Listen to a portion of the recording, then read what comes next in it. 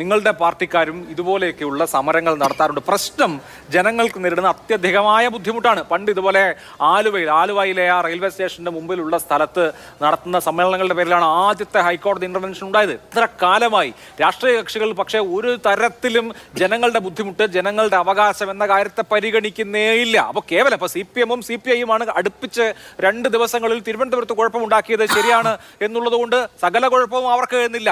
രാഷ്ട്രീയ കക്ഷികൾ സമ്മേളനങ്ങളും സമരങ്ങളും ഒക്കെ നടത്തുമ്പോൾ ജനങ്ങളുടെ മൗലികാവകാശങ്ങൾക്ക് വില കൽപ്പിക്കണമെന്ന കാര്യത്തിൽ എന്നാണ് ഒരു സമവായം ഉണ്ടാവുക?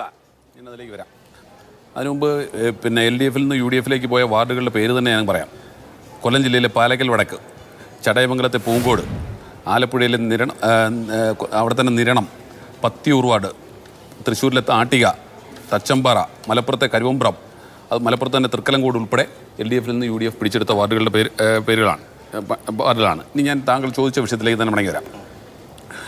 ഇവിടെ CPI-യുടെ പ്രതിനിധി അഥവാ ജോയിൻറ്റ് കൗൺസിലിൻ്റെ പ്രതിനിധി പറയുന്നത് ഞങ്ങളുടെ അദ്ദേഹം പറഞ്ഞു, ഞങ്ങളുടെ സമരത്തിന് ശ്രദ്ധ കിട്ടാൻ വേണ്ടി ഞങ്ങൾ സെക്രട്ടേറിയറ്റിന് മുന്നിലേക്ക് നടന്നു. സ്വാഭാവികമാണ്, സെക്രട്ടേറിയറ്റിന് മുമ്പിലേക്ക് സ്വാഭാവികമായിട്ടും തിരുവനന്തപുരത്ത് നഗരപരിധിയിൽ പിന്നെ സമരം നടത്തുന്നതിന്, പ്രതിഷേധം നടത്തുന്നതിന് പോലീസിൻ്റെ ഒരു ലിഖിതമായ ഒരു നിയമമുണ്ട്.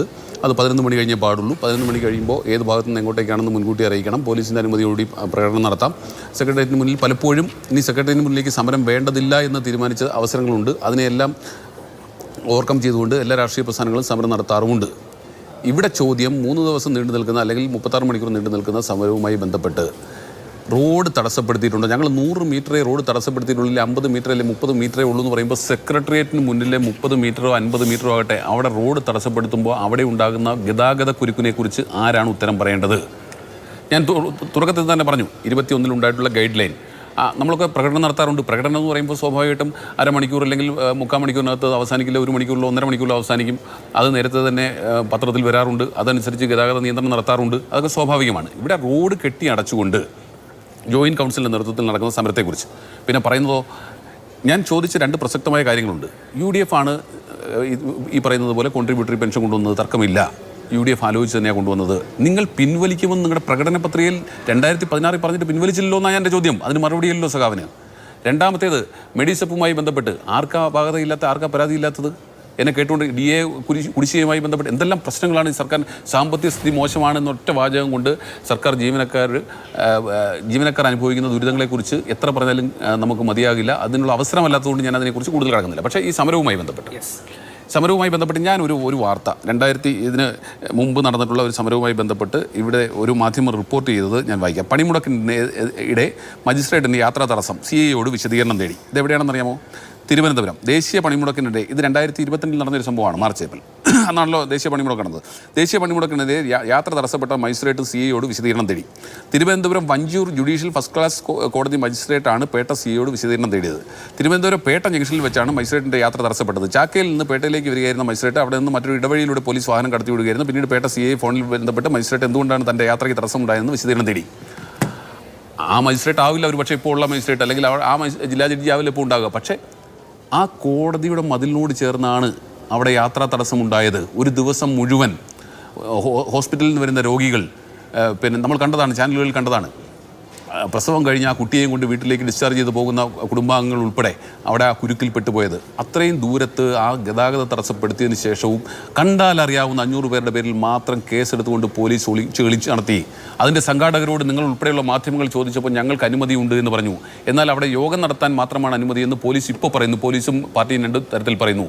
അപ്പോൾ ഭരണത്തിൻ്റെ ഹുങ്കിൻ്റെ പുറത്ത് സെക്രട്ടേറിയറ്റിന് മുന്നിലും അതുപോലെ വളരെ പരമപ്രധാനമായ വഞ്ചൂർ കോടതിയുടെ മുമ്പിലുമൊക്കെ റോഡ് കെട്ടിയടച്ച് ഇത്തരത്തിൽ കമാനങ്ങൾ ഉൾപ്പെടെ തയ്യാറാക്കി വലിയ സ്റ്റേജ് നടത്തി അവിടെ പൊതുസമ്മേളനം കഴിഞ്ഞതിന് ശേഷം KPSCയുടെ നാടകവും നടത്തിയതിന് ശേഷമാണ് സംഘാടകർ ആ റോഡ് ഒഴിഞ്ഞു കൊടുത്തിട്ടുള്ളത്.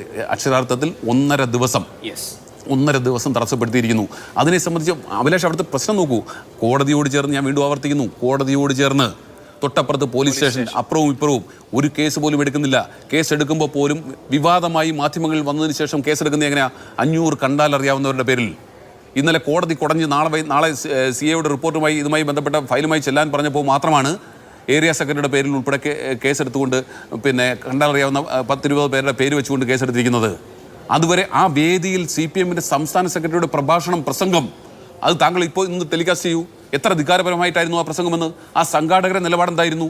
ഇപ്പോൾ എവിടെ എത്തി നിൽക്കുന്നു? ഇപ്പോൾ ഇന്ന് ജില്ലാ സെക്രട്ടറി രാവിലെ പറയുന്നു ഞങ്ങൾക്ക് ചെറിയൊരു കയ്യബദ്ധം പറ്റിപ്പോയിട്ടുണ്ട്, അത് ഒഴിവാക്കാമായിരുന്നു എന്ന് പറയാനിടയായ സാഹചര്യം ഹൈക്കോടതിയിൽ കേസ് വന്നതിന് ശേഷമാണെന്നേ. അപ്പോൾ ഈ ഇത്തരം വിഷയങ്ങളിൽ ജനങ്ങളെ ബുദ്ധിമുട്ടിച്ചതിന് ശേഷം അവർക്കുണ്ടായ ബുദ്ധിമുട്ടിന് പരിഹരിക്കാൻ പറ്റുമോ? അവിടെ ആംബുലൻസ് ഉൾപ്പെടെ പോകുന്നതിനുണ്ടായ തടസ്സങ്ങളെക്കുറിച്ച് നമ്മൾ കണ്ടതല്ലേ, മാതൃഭൂമി ഉൾപ്പെടെ റിപ്പോർട്ട് ചെയ്തതല്ലേ? അവർക്കുണ്ടായിട്ടുള്ള ബുദ്ധിമുട്ടുകളെ സംബന്ധിച്ച് ഇനി പരിഹാരമുണ്ടോ? ഇല്ല. ആർക്കെങ്കിലും എന്തെങ്കിലും കാരണവശാൽ സമയത്താമസം മൂലം എന്തെങ്കിലും ബുദ്ധിമുട്ടുണ്ടായിട്ടുണ്ടെങ്കിൽ അതിന് പരിഹാരമുണ്ടോ?